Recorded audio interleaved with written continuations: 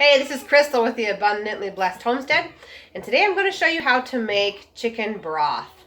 I wouldn't necessarily call this a bone broth or meat broth because it technically has both, so we're just going to call it stock. I make my stock in a 18-quart roaster all at once. Big mess, get it done once. But you can also do the same process on the stove in a pot or in an Instant Pot. I'm not going to show you how to do the Instant Pot because not everyone has an Instant Pot, and so this is kind of more versatile. You can look into Instant Pot if you want to. They have recipes on Pinterest and all over the place. So, sorry for that interruption. Had to pause it right there because there was an emergency with the dogs and the chickens in the backyard. Don't worry, everyone's still alive. Anyway, I don't show the Instant Pot because not everyone all around the world has an Instant Pot. So this is more universal. So all it is chicken parts, water, apple cider vinegar, and salt. So let's just start. So the first thing I do is put the chickens.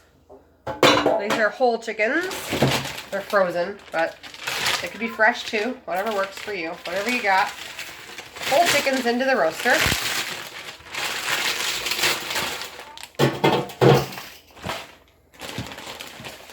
And then also, if you want to be brave, you can do chicken feet, which I'm going to do today. So if you're squeamish, I apologize. The reason why you would want to do chicken feet is because they've got lots of gelatin in them, which is healing for the gut. But a normal broth has gelatin in it too, just not as much. Broth is really important, not just to make soup, but also because it really aids to help to heal your digestive tract, your esophagus, your stomach, your intestines, all the above. So here comes chicken feet. Going in. Anyway, these are peeled. Maybe I'll do a video on how to peel those sometime for those of you who are actually interested. Yes, dear. More chicken feet. I just kind of throw them in there. So I don't know, that was 5, I think, or something. Anyway. I didn't read this off. Okay, I'm going to finish this and you can keep reading it. Okay, so now our chickens and our feet are in. Yay! So next we put water. This is filtered water. I have a Berkey. If you want to learn more, those are on Berkey.com. Whole gallon of water. In it goes. Crying, fussing baby. For each gallon of water you use, you are going to put in 8 tablespoons of apple cider vinegar. Mr. Man, you're fine over there. Chill out. 8 of these.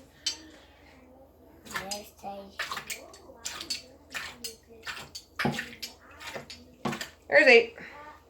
And 1 tablespoon of Himalayan salt. I should wipe this off. Hang on. You need some attention.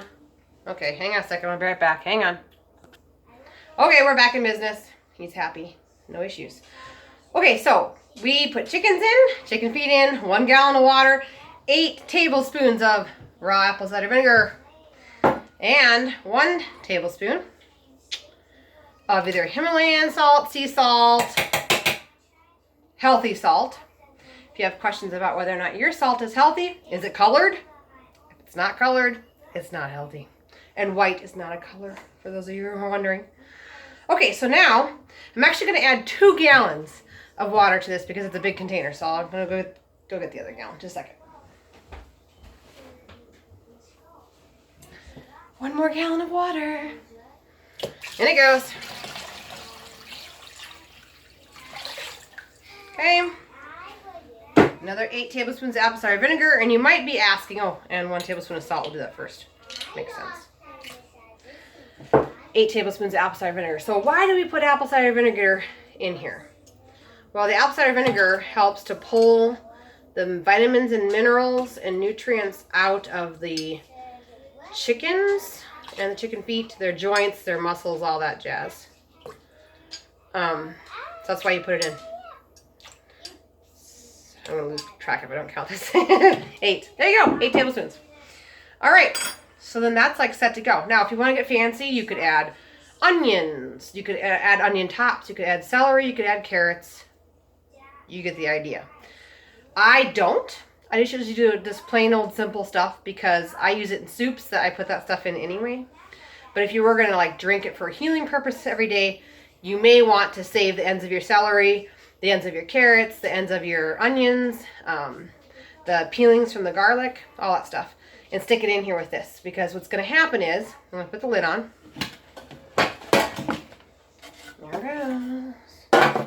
And I set mine for around 200 degrees. If you're doing this on a stove or in a crock pot, you're looking for low temperature for the next 12 to 24 hours. Usually mine's closer to 24 because I forget about it. Just being honest. So let's just pretend it's been 24 hours. So, or 12, whatever you want to do. At 24 hours though, the bones in there get really, really soft and you can actually feed them to your pets, including chickens. They love them. So, anyway, at 24 hours, I get a jar ready with a funnel. And then a larger version of this. And so I put the larger version of this, just use your imagination, on top of here. And then I ladle the liquid into this 1 gallon jar where it will sit and cool. Once it's cool, I will move it to the fridge. And as it cools, the fat will rise to the top.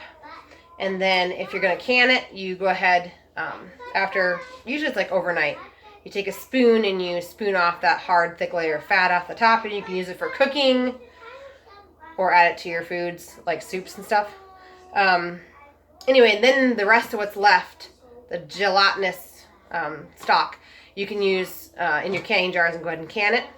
Or if you're going to use it fresh in the next week, just leave it in the jar with a lid. Make some soups and leave the fat in there. It's another way to get your fats in.